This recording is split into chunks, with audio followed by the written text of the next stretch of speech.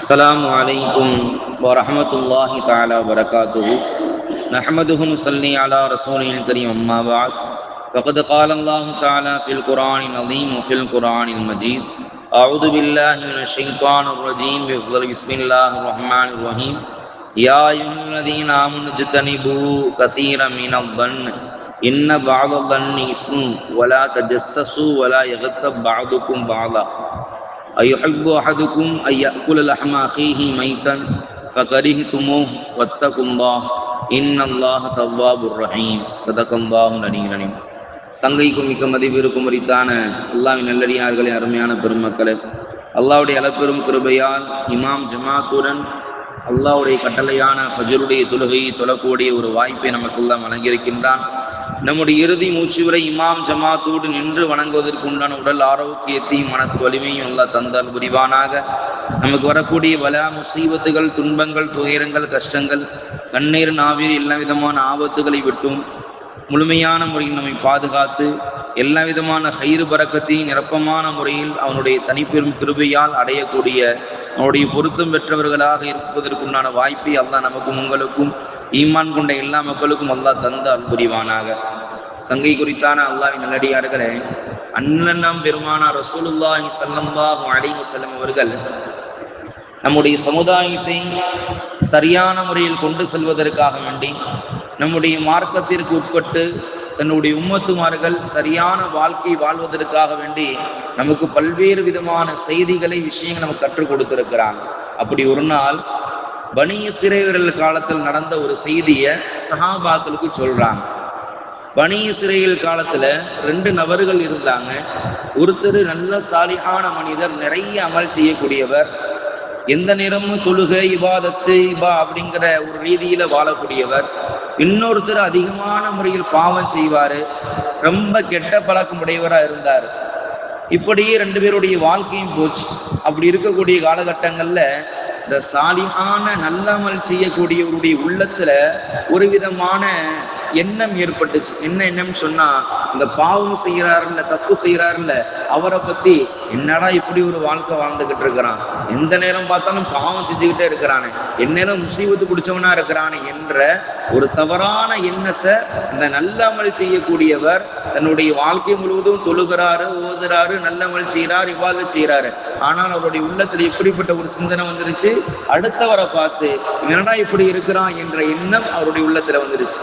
ஆனா இன்னொரு நண்பர் எப்போதுமே பாவம் செய்யக்கூடியவர், எப்போதுமே பாவத்துல மூழ்கி கிடக்கிறவர், அல்லாஹ்னா என்னன்னு தெரியாது, ரசூலுல்லாஹ் என்னன்னு தெரியாது, ஈமான்னா என்னன்னு தெரியாது. அப்படிப்பட்ட அந்த நபர் என்ன செய்யறாரு, அவருடைய உள்ளத்துல இந்த நல்லாமல் செய்யக்கூடியவர்களை பத்தி என்ன ஒரு வாய்ப்பு அல்லாஹ் கொடுத்திருக்கிறான், எந்த நேரம் பார்த்தாலும் இபாதத் செஞ்சுட்டே இருக்கிறாரு, நல்லவரா இருக்கிறாரு என்று பாவம் செய்யக்கூடியவருடைய உள்ளத்துல அல்லாஹ் அவரை பத்தி நல்ல எண்ணத்தை கொள்றான்.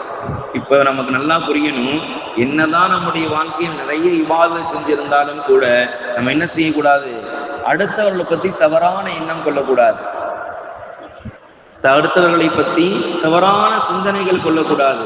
நாம தான் பெரிய ஆளு, அவன் தாழ்ந்தவன், அவனுக்கு என்ன இருக்குது, நான் சொத்துலையும் சுகத்துலையும் அந்தஸ்துலையும் ஆடம்பரத்துலையும் பெரிய பணக்காரனா இருக்கிறேன், ரொம்ப உயர்ந்தவனா இருக்கிறேன், இவனுக்கு நான் என்ன இருக்குது, பண்ட பரதேசி அப்படிங்கிற மாதிரி நினைக்க கூடாது.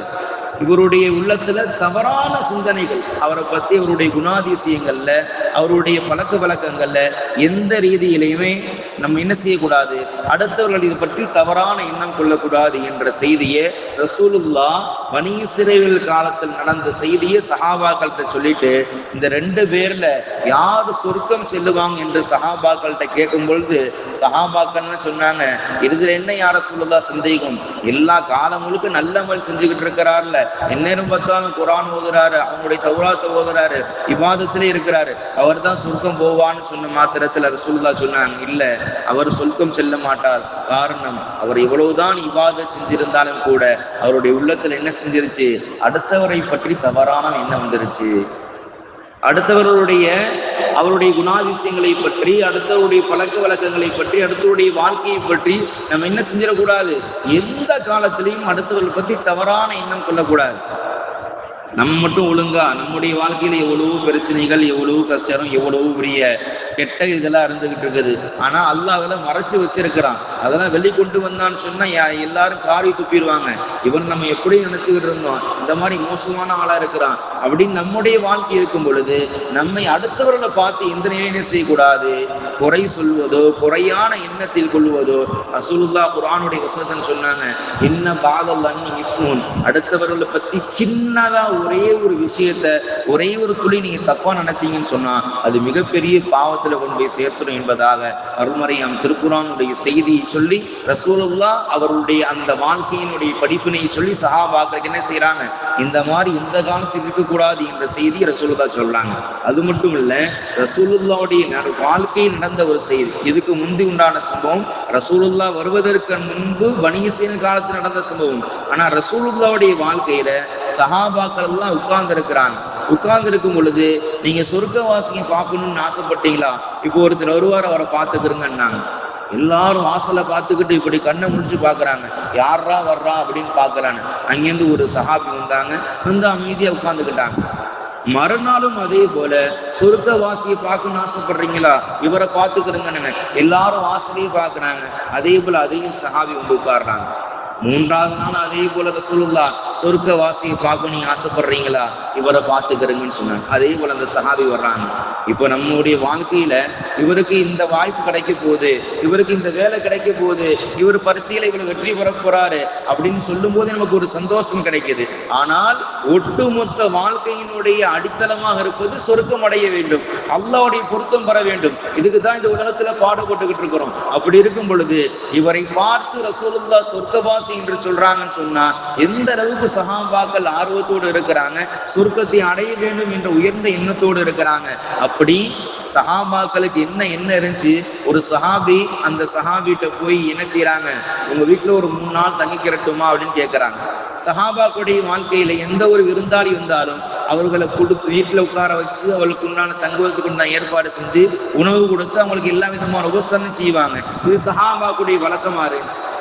இப்படி அந்த சஹாபி என்ன செய்யறாங்க, அந்த சஹாபியினுடைய வீட்டுல ரசூலுல்லாஹ் இவர் சொர்க்கவாசி என்று சொல்லப்பட்ட அந்த சஹாபியினுடைய வீட்டுக்கு போய் 3 நாள் தங்கியிருந்து பார்க்கறாங்க. ஏதாவது ஒரு விசேஷமான அமல் செய்யறாங்களா. எந்த அளவுக்கு சஹாபாக்களுடைய வாழ்க்கையில ஆர்வமா இருந்துச்சுன்னு சொன்னா, நம்முடைய வாழ்க்கையில இங்க போகணும், அங்க போகணும், அதை சேர்க்கணும், இதை சேர்க்கணும், சொத்து சுகங்களோட நல்ல மதிப்போடு வாங்கணும் அப்படிங்கிறது நம்முடைய எண்ணமாக இருக்கலாம். இது பொதுவான சிந்தனை. ஆனா சஹாபாக்களுடைய வாழ்க்கையில எப்படிப்பட்ட சிந்தனையா இருந்துச்சு, எப்படியாவது சொர்க்கத்தை அடையணும், எப்படியாவது அல்லாஹ்வுடைய ரசூலுடைய பொருத்தத்தை பெறணும், எப்படியாவது இந்த உலகத்திலும் சரி மறு உலகத்திலும் சரி நல்ல அல்லாஹ் ரசூலுடைய பொருத்தத்தோடு ஈமானோடு சீமானாக வாழ வேண்டும் என்பதுதான் சஹாபாக்களுடைய எண்ணமா இருந்துச்சு. அதன் காரணமாக தான், அந்த ஆசையின் காரணமாக இவர் ஏதாவது விசேஷமான அமல் செய்யறாரா, அந்த அமலை நாமும் செஞ்சு ரசூலுல்லாஹ் சொன்னது போல நாம என்ன சொர்க்கவாசிகள் ஆயிரணும் அப்படிங்கிற அந்த உயர்ந்த எண்ணத்தோடு அந்த சஹாபியினுடைய வீட்டுக்கு போறாங்க. 3 நாள் தங்கியிருந்து பாக்குறாங்க. முதல் நாள் பாக்குறாங்க, எந்த ஒரு விசேஷமான ஸ்பெஷல் அமல் செய்யல. 2வது நாளும் பாக்குறாங்க, தொடர்ந்து கவனிக்கிறாங்க, வாட்ச் பண்றாங்க. 2வது நாளும் விசேஷமா அமல் எதுவும் செய்யல. 3வது நாளும் வாட்ச் பண்றாங்க. 3வது நாளும் ஸ்பெஷல் விசேஷமான எதுவும் அமல் செய்யல. முடிஞ்சு போச்சு, விருந்து மறந்து 3 நாளுங்கிற மாதிரி 3 நாள் முடிஞ்சிருச்சு. அஸ்ஸலாமு அலைக்கும், நான் போயிட்டு வர்றேன், எனக்கு ரொம்ப உபகாரம் செஞ்சீங்க அப்படின்னு சொல்லிட்டு கிளம்பும் போது கடைசியா சொல்றாங்க, நான் வந்த நோக்கம் ரசூலுல்லாஹ் இந்த மாதிரி உங்களை சொர்க்கவாசின்னு சொன்னாங்க, நீங்க ஏதாவது ஸ்பெஷலான அமல் செய்றீங்களா, அதை பார்த்து நானும் அமல் செஞ்சு அல்லாஹ் ரசூலுடைய பொருத்தத்தோடு சொர்க்கம் போகும்னு ஆசைப்பட்டு தான் உங்க வீட்டுக்கு வந்தேன். ஆனா நீங்க எதுவும் பெருசா ஒன்றும் செய்யலையே அப்படின்னு சொல்லிட்டு நான் போயிட்டு வரேன்னு போறாங்க.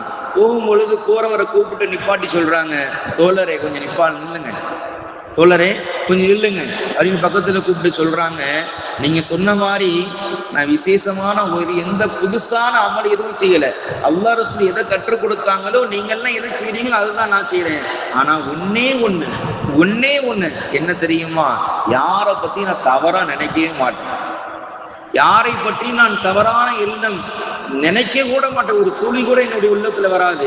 எல்லாருமே அல்லாஹ் படைத்த படைப்பினங்கள், இவர்கள் தான் உயர்ந்தவர்கள் என்ற அந்த உயர்ந்த கண்ணோட்டத்துல தான் நான் பார்ப்பேனே தவிர எந்த காலத்திலும் எந்த நிலையும் என்ன செய்ய மாட்டேன், யாரையும் பற்றி தவறா நினைக்க மாட்டேன். அவர் இந்த பாவம் செஞ்சிருப்பாரு, அவர் இப்படி இருப்பாரு, அப்படி இப்படி எந்த எந்த ஒரு விஷயத்தை பற்றியும் எந்த ஒரு குறை பேச மாட்டேன், குறையான கண்ணோட்டத்துல பார்க்க மாட்டேன், ஒரு துளி கூட என்னுடைய உள்ளத்தில் அது போன்ற எண்ணம் வராது என்பதற்காக தான் அல்லாஹ் இந்த அந்தஸ்தை எனக்கு கொடுத்திருக்கிறான் என்ற அந்த சஹாபி சொன்னாங்க. அல்லாஹ் அக்பர். நம்முடைய வாழ்க்கையை நம்ம எவ்வளோ பேர் எப்படியே நினைச்சிருப்போம், எப்படியே பாவங்களை பத்தி பேசியிருப்போம், பாவமான எண்ணங்களை நம்முடைய உள்ளத்துல கொண்டு வந்திருப்போம். அல்லாஹ் ஜல்ல ஷானஹு அதுவெல்லாம் முழுமையான முறையில் மன்னிக்கணும். இனிமேல் நம்முடைய இறுதி மூச்சு வரை யாரை பற்றியும் எந்த நிலையிலும் தவறான எண்ணம் கொள்ளாமல், தவறான சிந்தனைகள் இல்லாமல், எல்லாரை பற்றி நல்லெண்ணம் கொள்ளக்கூடியவர்களாக அல்லாஹ் நம்முடைய உள்ளத்தில் நம்முடைய வாழ்க்கையை அல்லாஹ் ஆக்கியல் புரிவானாக. எல்லோரிடத்திலும் அன்பாகவும் பண்பாகவும் பாசமாக நேசமாகவும் எல்லோருக்கும் பிடித்தமான ஒரு வாழ்க்கை, குறிப்பாக அல்லாஹ் ரசூலுக்கு பிடித்தமான பொருத்தத்திற்குண்டான வாழ்க்கை வாழ்வதற்குண்டான பாக்கியத்தை அல்லாஹ் நமக்கு உங்களுக்கும் ஈமான் கொண்ட எல்லா மக்களுக்கும் அல்லாஹ் தந்து அருள் புரிவானாக. எதை சொன்னோமோ எதை கேட்டோமோ அதன்படி வாழக்கூடிய நல்ல தூஃபிக்கு அல்லாஹ் தந்து அருள் புரிவானாக. ஆமீன் யா ரப்பல் ஆலமீன். வாஹிரு தஅவானா அல்ஹம்துலில்லாஹி ரப்பில் ஆலமீன். சுப்ஹானல்லாஹி வபிஹம்திஹி சுப்ஹானக்கல்லாஹும்ம வபிஹம்திக அஷ்ஹது அல்லா இலாஹ இல்லா அன்த வனஸ்தக்ஃபிருக வனதூபு இலைக. ஆமீன் ஆமீன். சுப்ஹான ரப்பிக ரப்பில் இஸ்ஸத்தி அம்மா யசிஃபூன் வஸலாமுன் அலல் முர்ஸலீன் வல்ஹம்துலில்லாஹி ரப்பில் ஆலமீன். ஸல்லல்லாஹு அலா முஹம்மதின் ஸல்லல்லாஹு அலைஹி வஸல்லம். ஸல்லல்லாஹு அலா முஹம்மதின் ஸல்லல்லாஹு அலைஹி வஸல்லம். ஸல்லல்லாஹு அலா முஹம்மதின் யா ரப்பி ஸல்லி அலைஹி வஸல்லிம். அஸ்ஸலாமு அலைக்கும் வரஹ்மத்துல்லாஹி தஆலா பரகாத்துஹு.